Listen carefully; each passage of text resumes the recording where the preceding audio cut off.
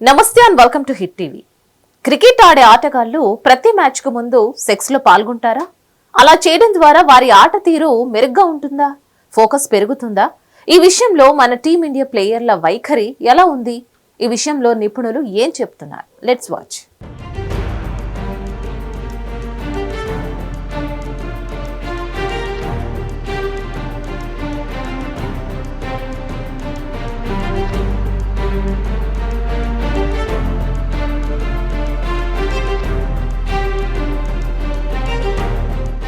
IPL 2024లో విజేతగా నిలిచిన Kolkata night riders జట్టు తిరుగులేని ఆధిక్యం కనబరిచింది.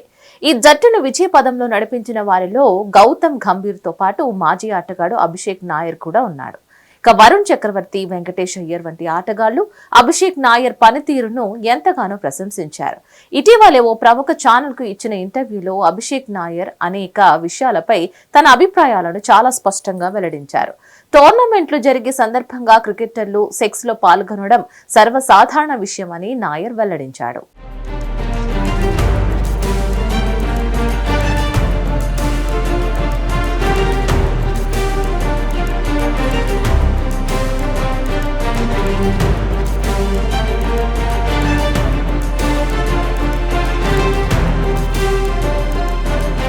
కీలకమైన మ్యాచ్ల ముందు చాలా మంది కోచ్లు ఆటగాళ్లకు కొన్ని నిబంధనలు విధిస్తారు.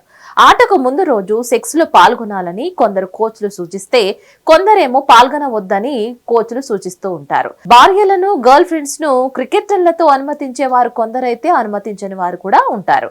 ఇటువంటి విషయాలపై అభిషేక్ నాయర్ తన అభిప్రాయాలు వెల్లడించారు. ఒకరికొకరు వ్యక్తిగత అభిరుచులకు అనుగుణంగా వారు నిర్ణయం తీసుకుంటారని తెలిపాడు. మ్యాచ్ కు ముందు రోజు సెక్స్ లో పాల్గొనే అనేక మంది ఆటగాళ్లకు ఫోకస్ పెరిగి ఆటలో రాణించడం జరిగిందని కూడా గుర్తు చేశాడు. బ్రెజిల్ ఫుట్బాల్ లెజెండ్ రొనాల్డో రోజారియో గతంలో చేసిన కొన్ని వ్యాఖ్యలను ఈ సందర్భంగా అభిషేక్ నాయర్ గుర్తు చేసుకున్నాడు. చాలా మ్యాచ్లకు ముందు తాను సెక్స్ లో పాల్గొనడం వల్ల ఫోకస్ పెరిగిందని రొనాల్డో చెప్పిన ఆ విషయాన్ని అభిషేక్ నాయర్ వెల్లడించాడు.